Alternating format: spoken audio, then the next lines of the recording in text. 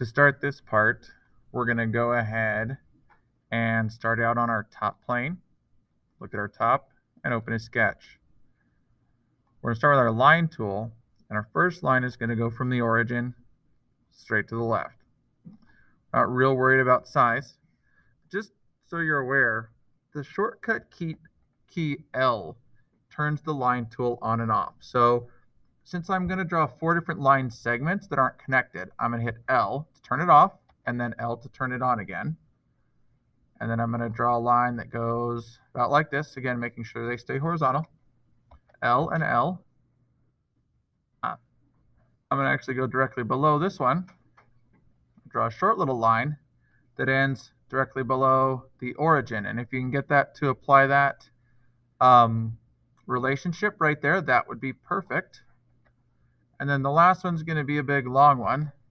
So we're going to go about from the start of this one to about the end of that one. So kind of almost all the way across. Again, if it's not exactly these lines, it's fine. The other tool that I'm going to use is a tangent arc. So make sure you grab the tangent arc from the arc menu. The first one we're going to do is from the end of the top line all the way to the bottom line. The next one is going to be these two out here. So from line 2, if you're going to count them 1, 2, 3, 4 from down, to line 4. So 2 to 4 here and 2 to 3 here. So there's a couple of different things that I'm going to add right now as relationships. So I'm going to go ahead and turn the relationship constraints on. You'll notice I've got a lot of endpoints. All my lines are horizontal, some horizontals, some verticals. Okay, the nice part is these 2 endpoints are already vertical. That's one I needed. One of the other ones I needed was this center and this center need to be horizontal. Now you look and there are some tangent relationships where this line touches this arc at one point, and it's between those 2. So at each of the 3 arcs, you're going to need to add a tangent relationship from the arc to the other line. So it's tangent to both lines. So this one, the tangent is already to the upper line. So I'm going to click the arc and the lower line and add the tangent relationship. This one here is the upper line. So the arc and the lower line again, and add the tangent relationship. And over here, it's between the lower line. So it's going to grab the arc and the upper line this time and add that tangent relationship. The next thing I'm going to do is I'm going to add some dimensions.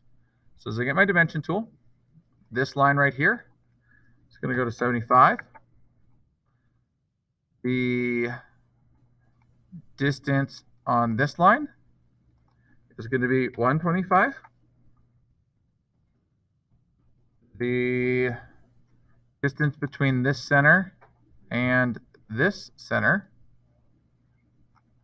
is going to be 25. And those are all my lengths. The next thing I need is some radiuses. So this one is going to be 20. And this is what I was afraid of, is sometimes things get reversed. So I'm going to undo that one. And I am going to do this radius at 15. And now this radius at 20. And that does give me my right shape. Okay, so if you run into that problem, sometimes just reversing the order will do exactly what we need it to do. So this is my fully defined paperclip style shape.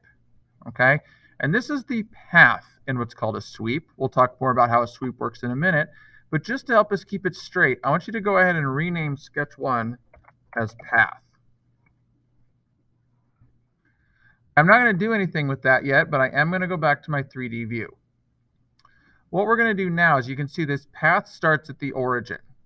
And to create a sweep, my profile, or the shape that I'm going to create, must touch my path. So since this already touches the origin, I am going to draw my profile on the origin from the right plane.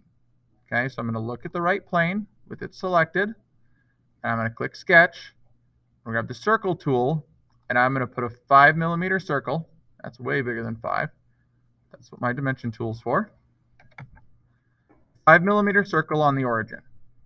Okay, and when I rename it, this is my profile. When you look at this, and I go back to that three-dimensional view, I now have a round profile, this circle right here, that touches the path. And I like having it touch in the center. Sometimes you don't need that, but especially when we're doing something that's round, it's really nice. So the tool we're going to use now is called a sweep. What sweep does is it creates material in the shape of our profile following our path. So we're going to get this circular material created along this line. So we're actually going to give it some space. So the sweep tool is the one that looks like a little tube here. It's going to ask for two things, the faces and sketch regions to sweep. This is your profile. So with the blue selection here, click profile. It's going to say faces of profile. That's exactly what we want. We then click where it says sweep path, and we pick our path. You can see that it's creating material along that path. This sweep one does become our paperclip. I'm going to label it as such and accept that.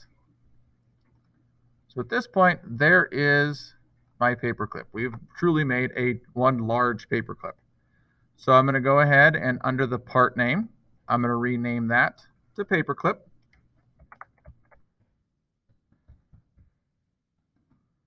I am going to edit the appearance and turn it this nice light gray so it looks a little more correct.